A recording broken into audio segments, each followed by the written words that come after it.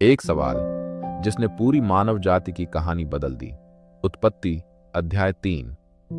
वचन। एक यहोवा परमेश्वर ने जितने जंगली पशु बनाए थे उन सब में सर्प धूर्त था, और उसने स्त्री से कहा, क्या सचमुच परमेश्वर ने कहा है कि तुम वाटिका के किसी वृक्ष का फल न खाना? वचन। 2 से 3 स्त्री ने सर्प से कहा, वाटिका के वृक्षों के फल हम खा सकते हैं, पर जो वृक्ष वाटिका के बीच में है उसके फल के विषय में परमेश्वर ने कहा है कि न तो उसे खाना और न छूना, नहीं तो मर जाओगे। वचन 4-5। तब सर्प ने स्त्री से कहा, तुम निश्चय न मरोगे। परमेश्वर जानता है कि जिस दिन तुम खाओगे तुम्हारी आंखें खुल जाएंगी और तुम भले बुरे का ज्ञान पाकर परमेश्वर के तुल्य हो जाओगे। वचन 6। जब स्त्री ने देखा कि वह वृक्ष खाने में अच्छा और देखने में मनभावन है, उसने उसका फल तोड़कर खाया और अपने पति को भी दिया, और उसने भी खाया। वचन 7। तब उन दोनों की आंखें खुल गईं और उन्हें मालूम हुआ कि वे नंगे हैं, इसलिए उन्होंने अंजीर के पत्ते जोड़ जोड़कर लंगोट बना लिए। वचन 8।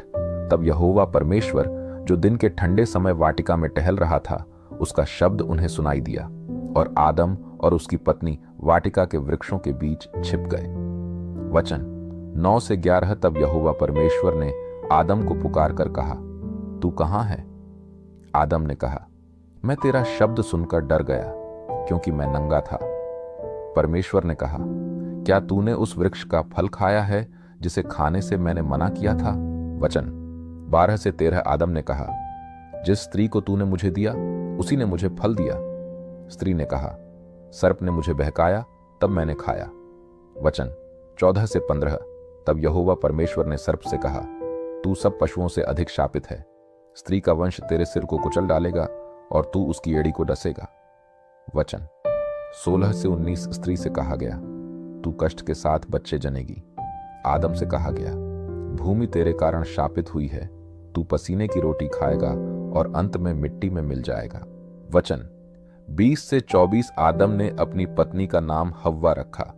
यहोवा परमेश्वर ने उन्हें वस्त्र पहनाए, फिर उन्हें अदन की वाटिका से बाहर कर दिया और जीवन के वृक्ष की रक्षा के लिए करूब और ज्वालामयी तलवार नियुक्त की।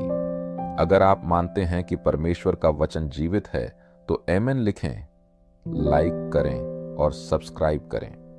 परमेश्वर आपको बहुत आशीष दे। Praise the Lord.